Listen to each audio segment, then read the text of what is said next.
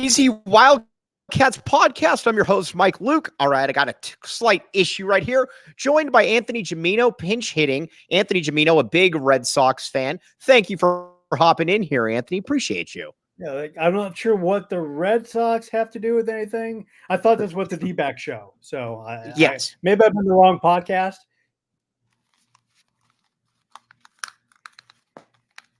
I'll just fill in while you work on your headsets, Mike. We think Brad Alice is coming on too. So Brad Alice is hopping on. That was not false promising by me. All right, now let's talk about this Arizona Wildcats basketball team. Anthony, you watched the game. I was there, and I'm going to say this. This is a drastically different team than last year. You can just tell immediately from the athleticism perspective and the ability to be able to just make plays off the bounce. This is going to be a lot different team than last year's team. Yeah, which is going to make it eventually a much better team because they're going to have, I think, Tommy Lloyd's talked about, they want to build in some margin of error. You build in some margin of error by being able to play great defense and being more athletic. So they are those two things. I'm not going to draw any conclusions from an exhibition game missing 3 rotational players. But go ahead and do it. We're going to look at individual guys and say, that dude looks the part, right? Mm-hmm. I mean, KJ Lewis, first of all, that guy looks really impressive in a uniform. But Mike, let's talk about my guy. Because you subscribe to my weekly PHNX newsletter. Oh, I do. Yeah, you do. So you don't. Yeah, I can see by the look on your face that you don't. But you should. Well, I know, but Anthony, I don't need to because I'm in steady contact with you, but I should. You are right. Anthony, go with what you're going to say, though. The Don right here. Well, for this week's newsletter, I wrote, you remember, Mike, when we were doing radio on 1290, every year I would pick a guy to be my guy, right? And usually that was, it wasn't Alonzo Trier, it wasn't DeAndre Ayton. It was Dylan Smith. It was a little guy. Sometimes it was Dylan Smith. Sometimes it was Kadeem Allen, kind of more the just tough, hard-nosed guys who didn't get a lot of credit sometimes. Clearly, my guy this year is Keshad Johnson. Yes. I just love everything about him and what he brings and what he's going to mean to this team because I think in that one player, he encapsulates everything that's better about, at least potentially better about this team. Are you familiar with Aaron Torres? I am. Yeah. Aaron Torres tweeted out and he said, Mike Luke, can you confirm what I'm hearing about Keshad Johnson? And I thought about saying I should actually just tag Anthony Gimino in this, but I took all the credit for myself. But you're exactly right, though. Keshad Johnson is somebody that Arizona, I'll go a step further, has not had in the Tommy Lloyd era. In that he's 6'7", 225 pounds, something like that. And first of all, he plays with a ferocious motor, as Jack Murphy said on this show one time. And on top of that, he's got pretty underrated football work. He's also not a goon with the ball either. You watch him, it's not like it's he's got some, he's got some dexterity to him as well. And when he's around the basket, he's either dunking or getting fouled every single time. It's remarkable to watch. Yeah, he's going to be very manly in the post, which we love Tubelis, but strength and sometimes getting a physical was an issue with him. That's not right. You cannot find me a tougher player in the country than Keshad Johnson. You're not going to. Right. You can't. You're not going to intimidate him. You're not going to out physical him, and he's going to love being in this offense because he'll get 2 to 3 easy baskets a game that he didn't get at San Diego State, just because he's playing in this tempo and getting those buckets in transition.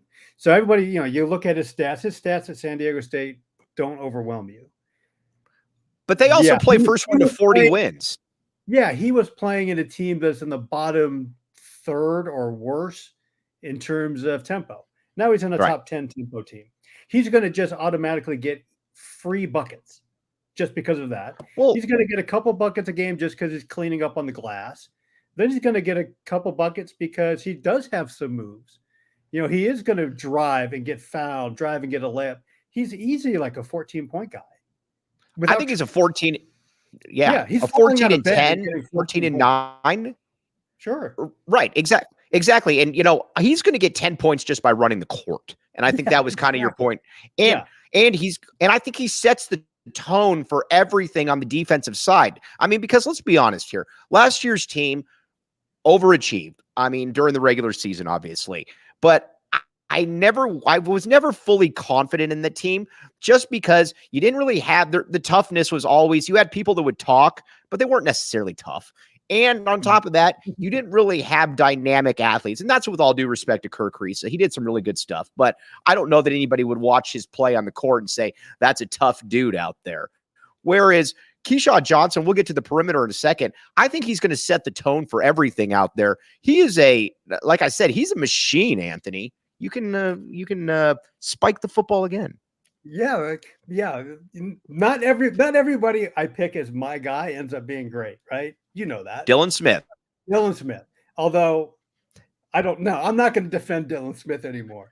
I had my reasons, I felt bad for him because remember that one year where he had to start and play like 30 minutes a game? Right.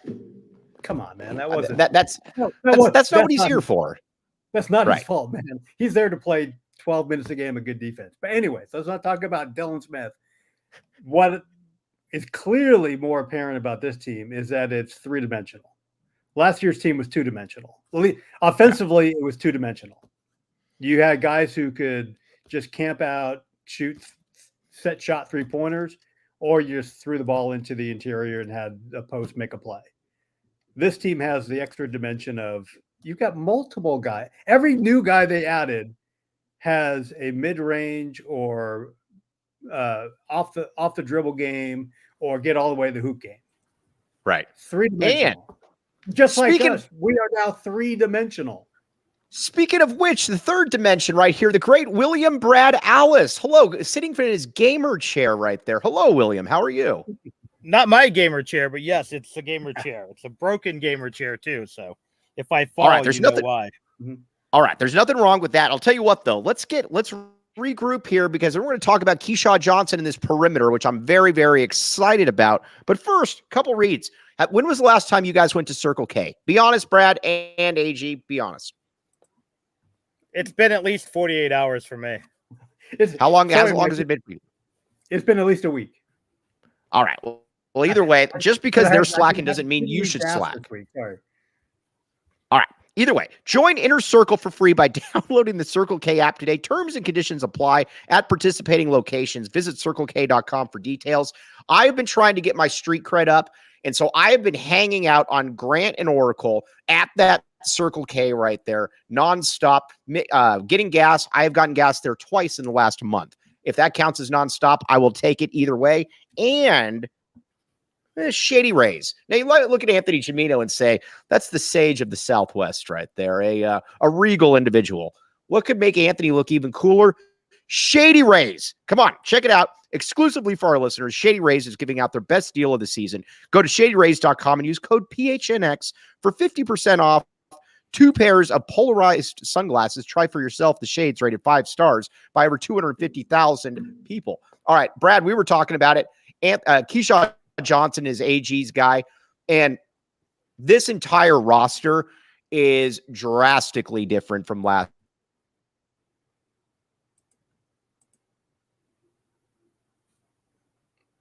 Brad, did we lose Mike? We lost Mike, or you didn't move for a second either. And I'm but I see something, I saw something moving. Yeah. So, Keshad Johnson. All right, yeah. Sorry. Yeah. Mike doing his best human statue impersonation. Very impressive. We got you, Mike. Good. We'll do the rest of it. No. Yeah, I appreciate it. No, it wouldn't be the first time you bailed me out. I appreciate that. Yeah, you got like Keshad Johnson, Mr. Efficiency, 8 for 8 from the field, 2 for 2 from the line, 23 plus minus in 22 minutes. Yeah, what's not to like? I mean, we knew he was going to be important. We knew he was going to be the glue guy, 19 points in 22 minutes. Why don't we throw in 5 assists? Because I saw that coming, and 4 steals. I think the only problem might be he had 4 turnovers. But, these games tend to be sloppy. It was sloppy early. As I was joking with someone, because I'm Mr. Transparency here, I watched most of the game at my son's baseball practice, and I'm looking down, and my daughter's watching with me, and it's, I think, 31-28 Lewis and Clark. And then all of a sudden it's 31-31, and then next day I look up, it's 38-31, and next thing I know, Arizona's up by 20.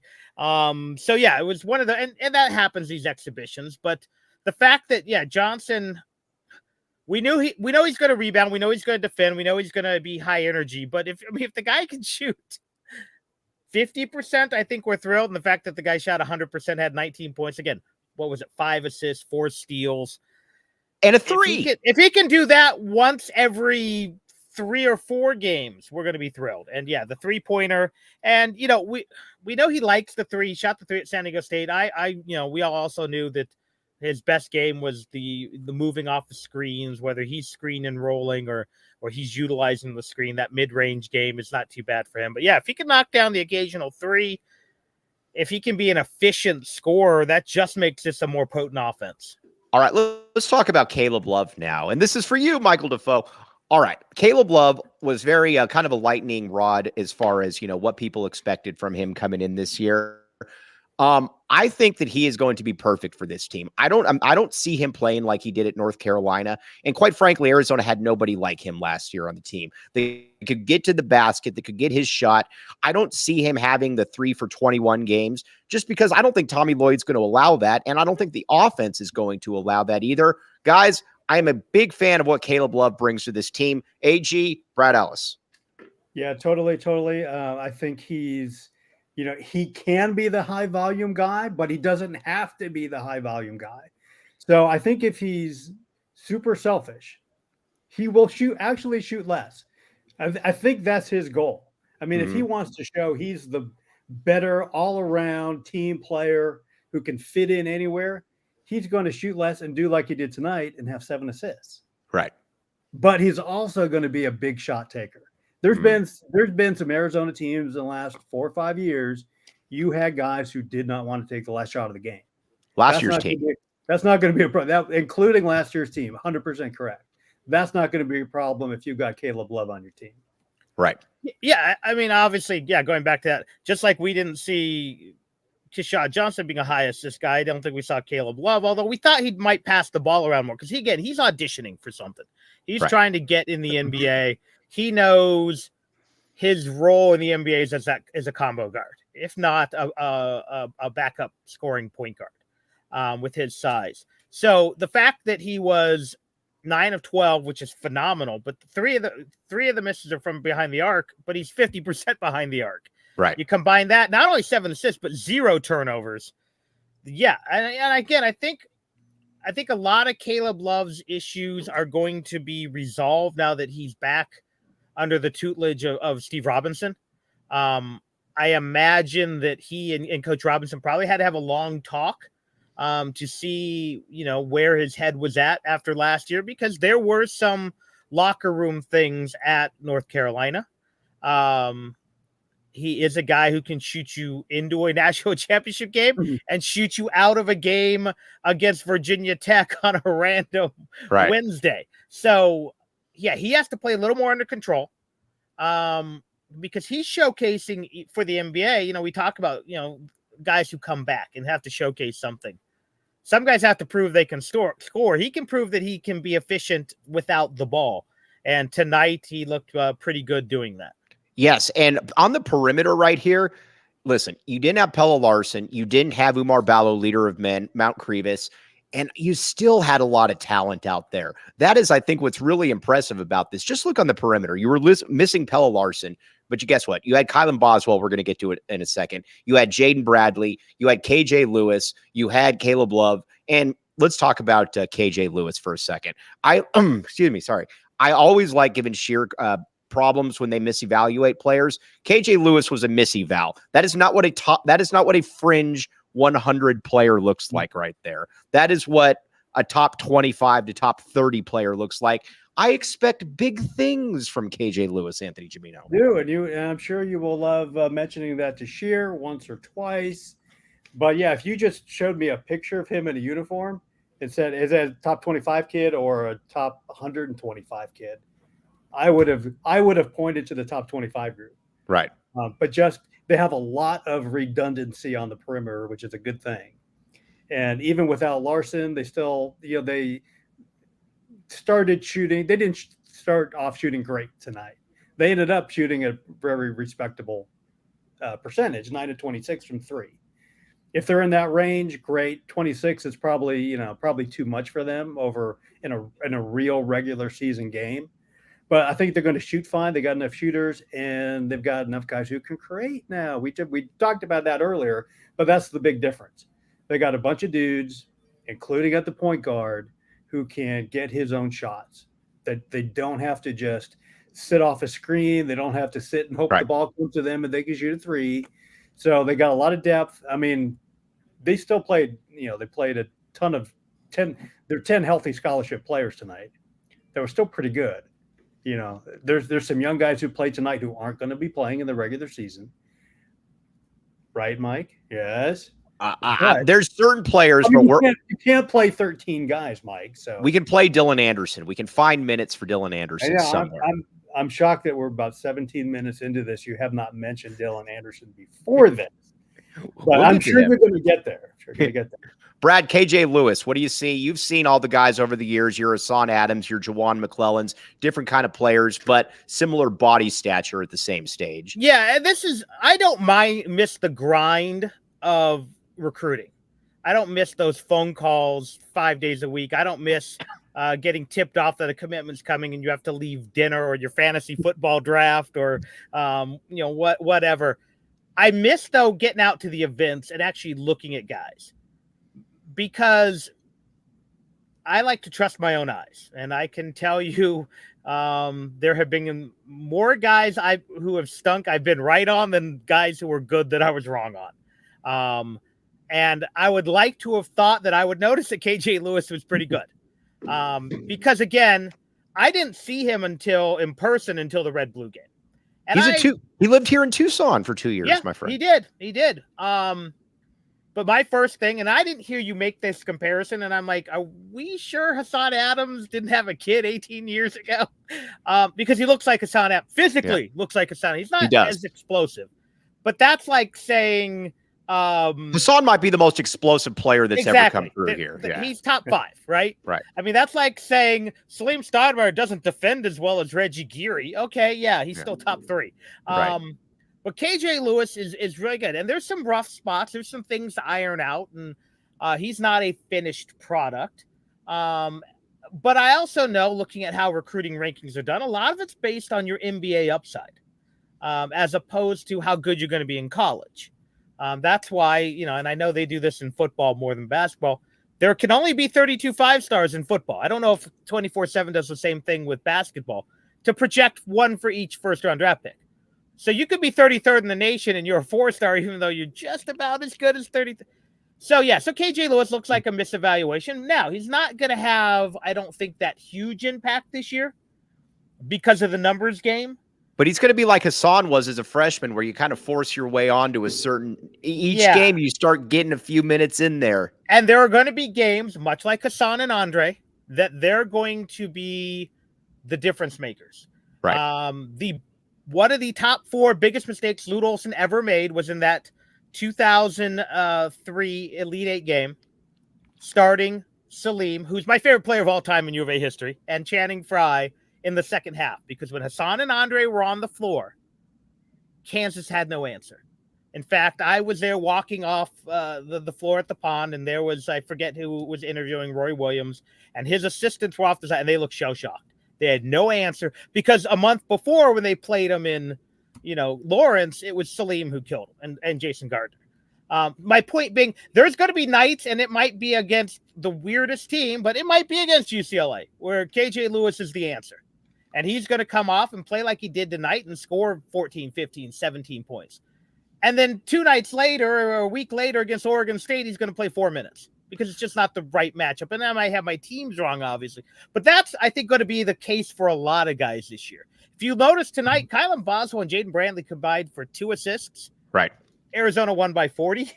Right. Most nights, Caleb Love is not going to lead the team in assists. but that's why this team's so intriguing, because he can.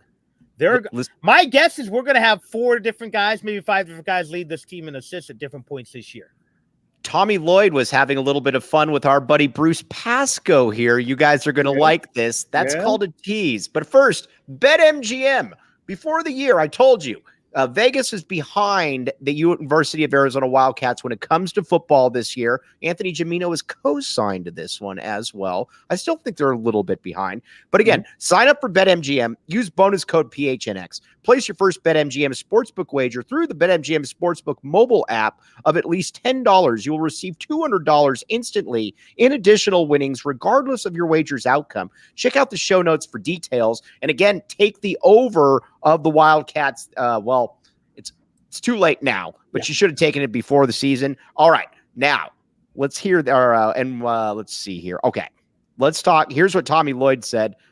By the way, all right, 1-800-GAMBLER. Colorado, DC, Illinois, Indiana, Kansas, Louisiana, Maryland, Mississippi, New Jersey, Nevada, Ohio, Pennsylvania, Tennessee, Virginia, West Virginia, Wyoming. Call 877-8-HOPENY or text HOPENY 467-369 New York. Call 1-800-327-5050 Massachusetts. 21 plus to wager. Please gamble responsibly. Call 1-800-NEXT-STEP Arizona. 1-800-BETS-OFF Iowa. 1-800-270-7117 for confidential help Michigan. 1-800-981-0023 Puerto Rico in partnership with Kansas Crossing Casino and Hotel. Visit BetMGM.com for terms and conditions. U.S. promotional offers not available in DC, New York, or Ontario. All right. There's nobody in the media that I enjoy more than Bruce Pascoe. I think he's an absolute treasure. Bruce is very unique, but what you see and as Anthony and Brad can attest, you're not going to find a more pure-hearted person in the world than Bruce Pascoe. He's incapable of lying. He's incapable of doing mean things. That's just Bruce Pascoe. Would you guys co-sign this? All good. Okay. Yeah, he's a great guy. All right. So, Tommy, when Bruce told him the press row was paying closer attention to the D-backs game than the exhibition, he said, Bruce, that sometimes shows in your reporting. That is awesome right there. And keep in mind, Bruce was with them for 2 weeks in Israel. Can you imagine being with Bruce in Israel for 2 weeks?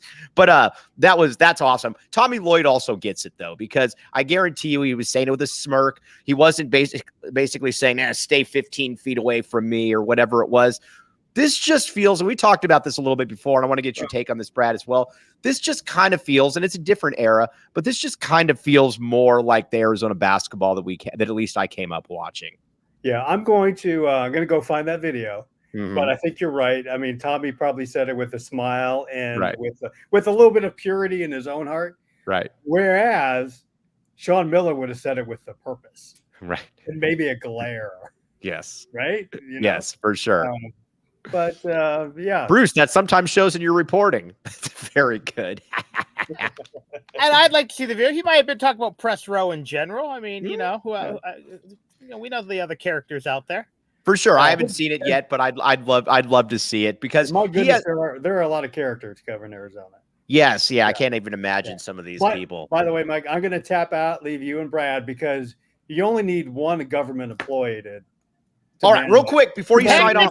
Technically, we're a nonprofit, but all right, we do government work. Yeah. Real quick before you sign off, then, what is your take on the great Dylan Anderson and his performance? 12 points, 6 rebounds.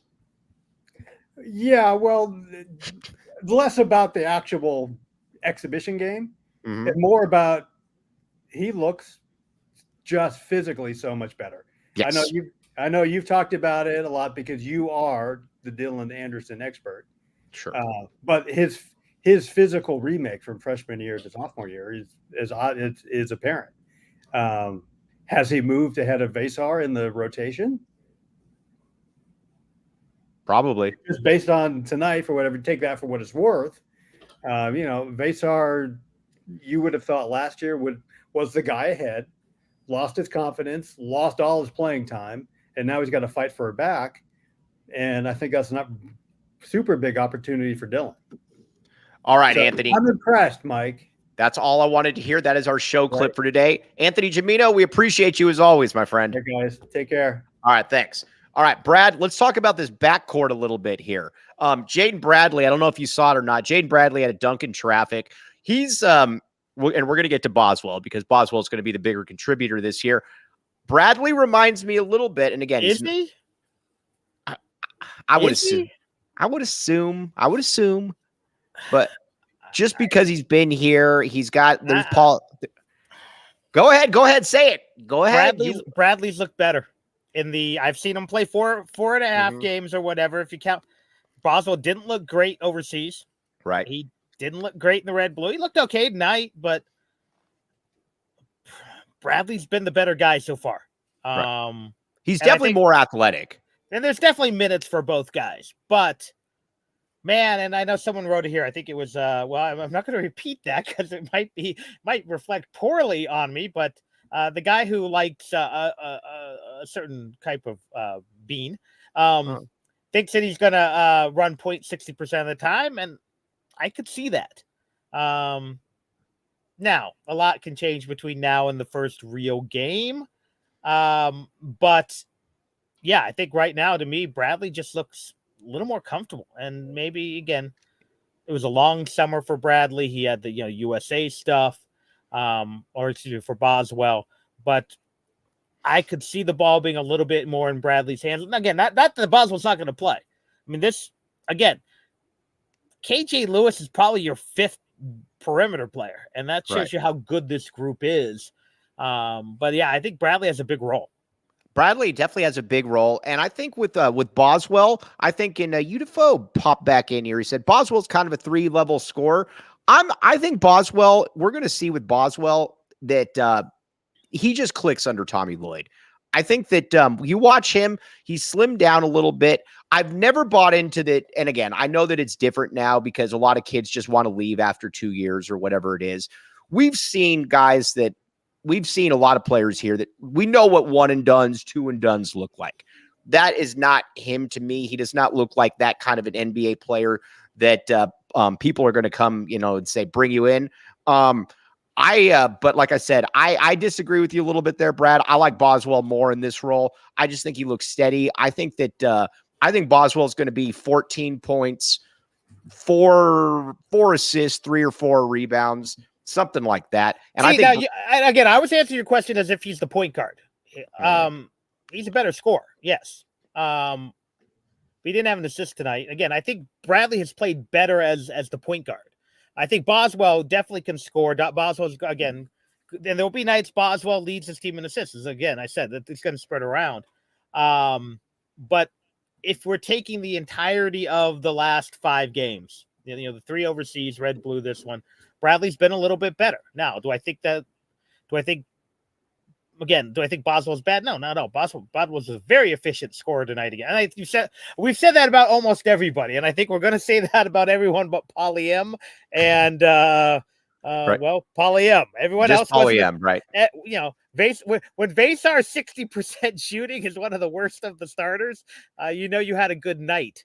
But I just think Bradley is really good. And I think he's been undervalued a lot because he kind of got lost in the shuffle. He's not the big splash transfer that Caleb Love and Keshad Johnson were. He's not the big, he's not a 7'2" kid from Lithuania.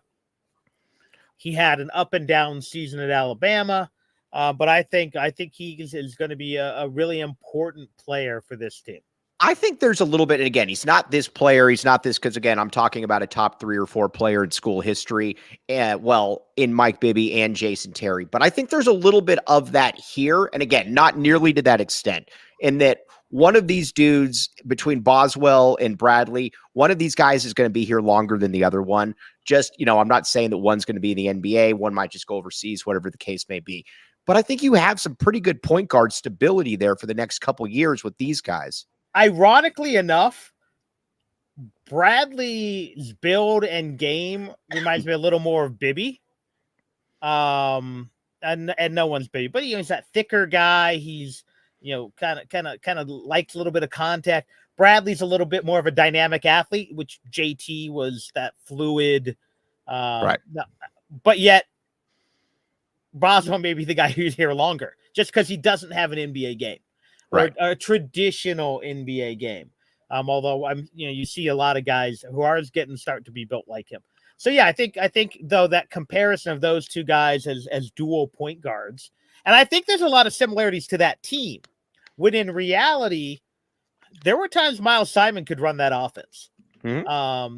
there were times, maybe not Mike D. But those three could run the offense outside of Mike I D. think you've got four guys when you throw Pelle Larsson in there who can, if in a pinch, again, I think there'll be nights Pelle Larsson's the leading assist guy. Let's talk Pelle Larsson right here. Again, sure. I am with Pelle Larsson. You're bad. My bad, Pelle Larsson. I always have to paraphrase this by saying, my bad, Pelle Larsson. My bad. I think this team, though, is going to be able to accentuate all of the positives that Pelle does have, though. Pelle doesn't need to try to create off the dribble or do that. Pelle is very good at cutting to the hoop, finishing in traffic. He's a good athlete. He's very strong. When he doesn't do he generally is good for like one or two really odd plays per game. Good set shot 3-point shooter. I think these three guys are going to make his job and his role all the much easier.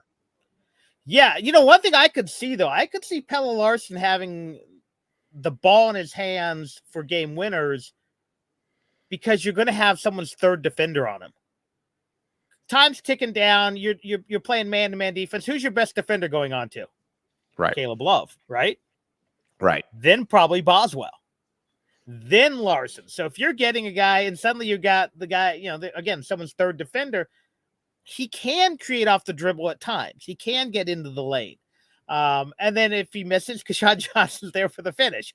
But I think there will be some interesting times where Tommy Lloyd's going to play with those matchups and end up getting Larson the ball late in games because, again, he can score in a variety of ways. And it could be a game where that's only his second bucket of the game, too. Right. Larson, this is going to be an interesting team because there's going to be a lot of games where a guy's going to have 18 points one game and 4 the next. For sure. And Arizona's going to win both of them. Does this feel like this is going to be Lloyd's best team to you?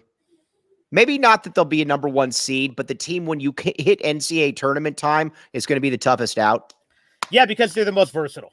Mm-hmm. I think you could argue that the first team had the best top 3. Right. No doubt.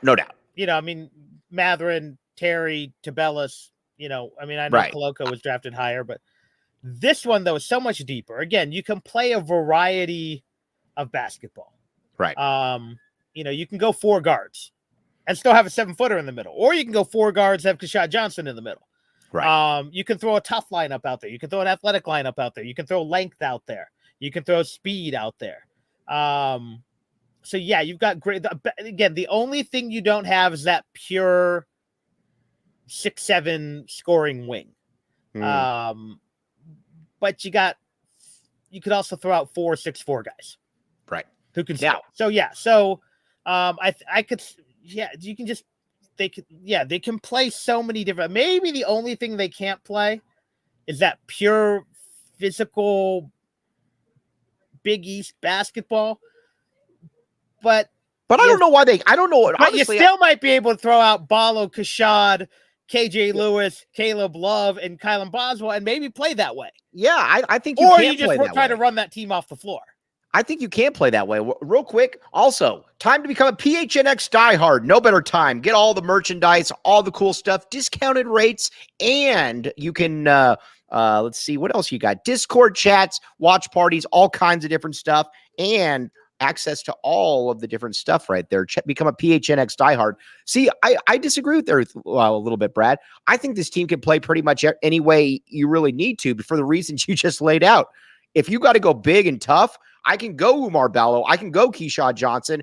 Heck, I can go Pelle Larsson at the 3 right there. I can go and then Caleb Love and whoever that is at the. That's a pretty tough physical team right there. Yeah, but just say it. Just say someone punches you in the mouth. Other than Keshad Johnson, we sure these guys are responding because they didn't against Princeton, and Princeton's not. They didn't against Houston, and Princeton's not a physical team, but I think Umar Ballo could thrive in that style. What about Caleb Love? I think Caleb Love. That's what I said. Caleb Love, Keshad Johnson. I'm not as worried about. Right. So yeah, but man, you get into one of those 51-49. They're not calling anything. You're playing, you're playing Marquette in Chicago. Right. You're playing Xavier.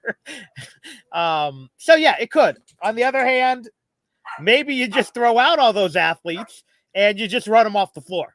I will say this, and Bear 520 down just said, he just made a really good point. He said, we don't really know about Boswell in this spot because he didn't really get to play against Princeton. So, I mean, he's another guy. Patrick Stork, I disagree. We've been talking about Caleb Love nonstop. We started the show with Caleb Love. Well, let's continue talking about Caleb Love. I'm going to say it again.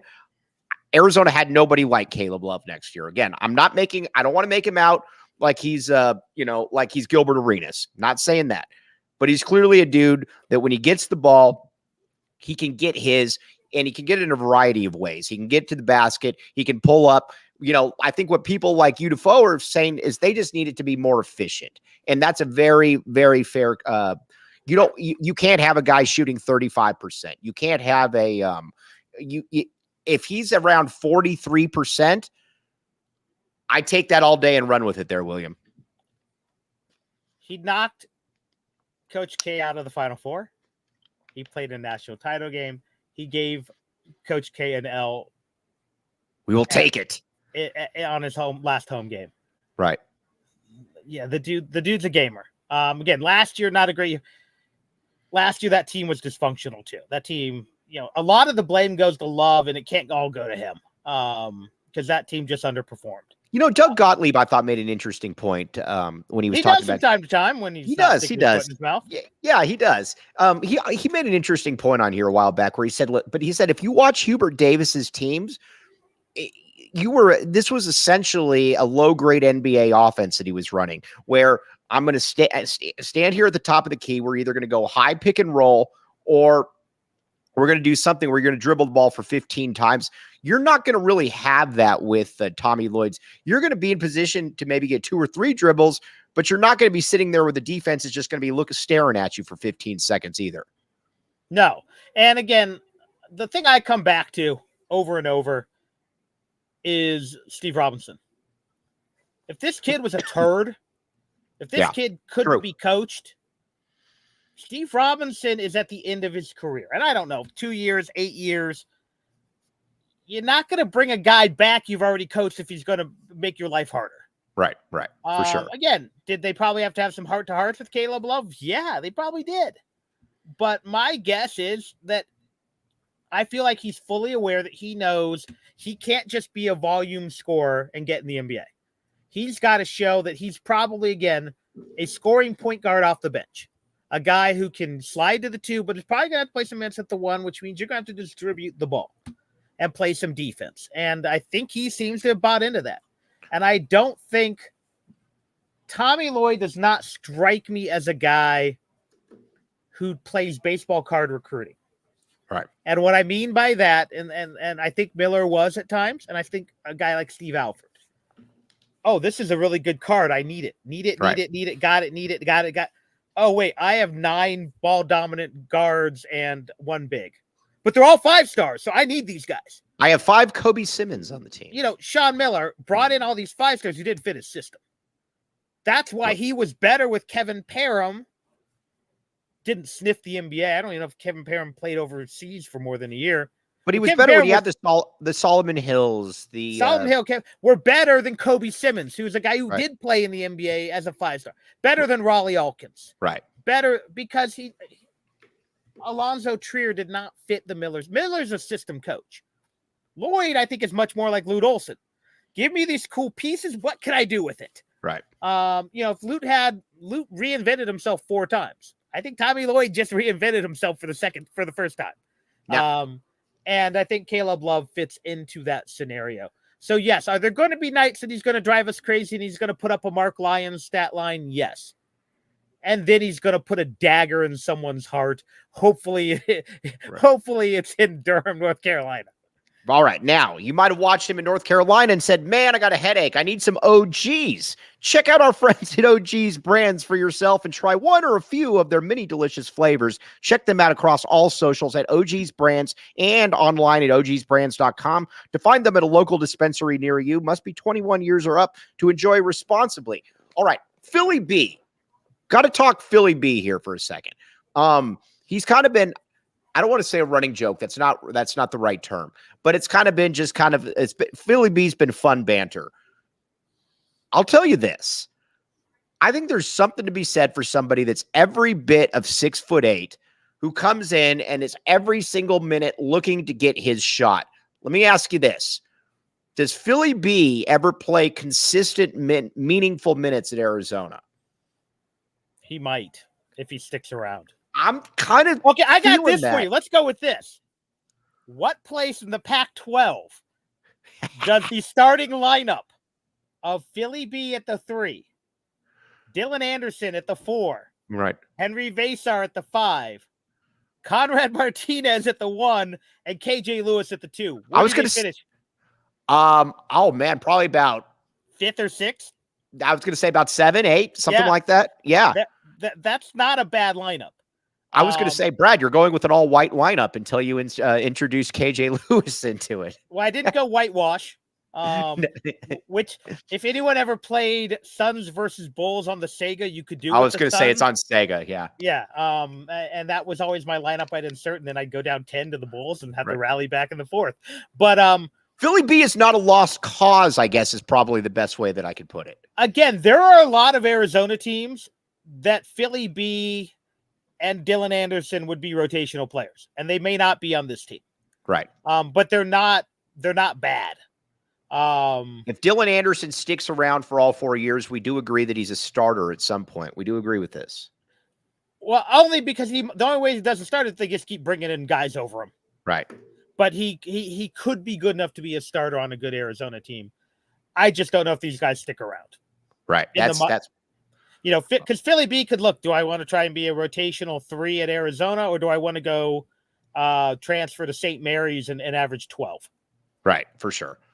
All right, now we're going to sign off right here. As always, appreciate all of you. You guys are fantastic. Basketball is here, my friends. Very, very excited. William Brad Alice, can you be back with us on Tuesday to 10:30? We're doing it earlier now, though. That's the reason I have. No, I'm good. I guess take my lunch earlier. I'm good. Any of those days that I'm working from home and can take my lunch at a flexible time. I thought you just didn't like me anymore. I thought. Well, no, we moved time. Matt Muehlbach is ratings. I get. Yeah, it, that guy's. That guy sucks. Jason Shear is ratings. But 10:30 though, you can just take it easier. Then I like that or earlier. Early. All right, now go over to PHNX. Diamondbacks right now because they just had a big win. 600 lives over there. Good people over there. Okay. Brad and apparently half of Arizona's press row is watching. Yes, Bruce Pascal. Hey, I will tell you this. I had it on 2 screens when I finally did get home, and they were only I was watching both. So, and was flipping in the car radio stations. So, because you're a smart man. All right. For the great William Brad Alice, I am merely Mike Luke. We appreciate all of you right there. The backbone, Jacob Franklin behind the scenes. You've been listening to the AZ Wildcats postgame. We all silly like the mayor.